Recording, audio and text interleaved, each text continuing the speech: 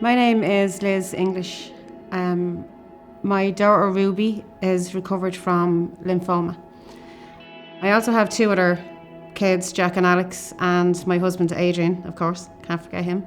Ruby was diagnosed in December of last year, exactly 2 weeks before Christmas. I still don't know how we pulled it off last Christmas, but we did, it was amazing. And then Ruby went into treatment straight after Christmas in Crumlin.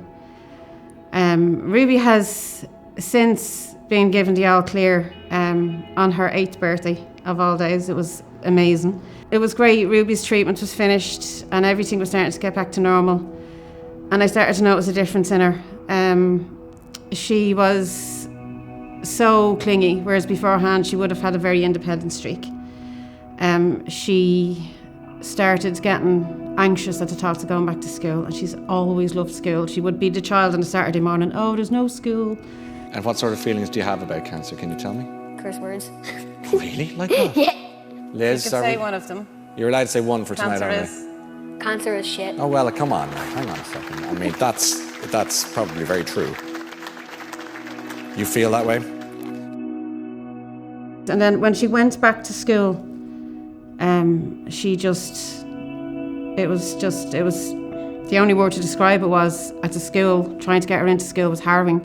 I had to stop bringing her. Her daddy has to bring her to school now. So I got to the point where I realised I couldn't help Ruby anymore, and I needed to find someone that she could offload on, that she could let all her emotions out without worrying about how it was going to affect any of us at home.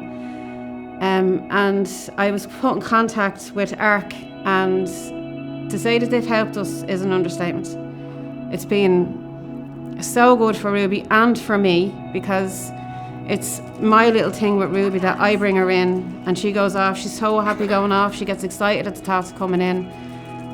She loves her therapist, Karen. She's amazing.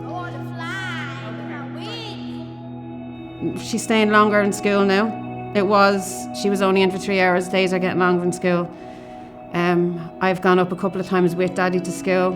I'm still not bringing her, but she is going out to play more. She's starting to take little steps, but I can see a difference in her, and so can her daddy, and so can her brothers. I will never be able to say how proud I am of my sons. They stepped up and they were just amazing. They were so caring towards Ruby. They were so gentle, and they missed her so much when she was in hospital, because obviously due to COVID she wasn't allowed to have any visitors. They've never said it, but they probably did feel a bit left out, and that's completely understandable. But there was one of us always, when Ruby was in hospital, there was one of us always with them. There was never anyone else involved. It was just the 5 of us through everything. Because of COVID, we couldn't have any help from anyone.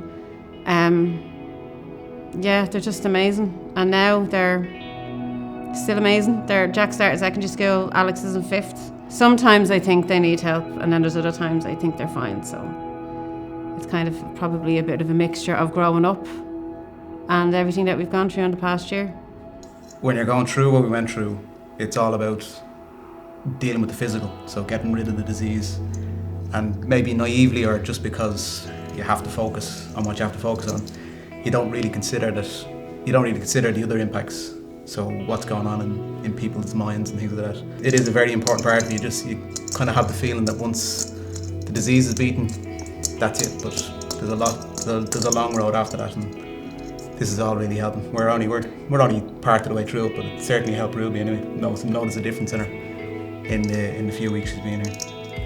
She's loving it. So thank you for that. I will be eternally grateful to ARC. That's just, you've saved us really after such a horrible year, and we thought you were at the end of it, and it was like you came to the rescue, and thanks.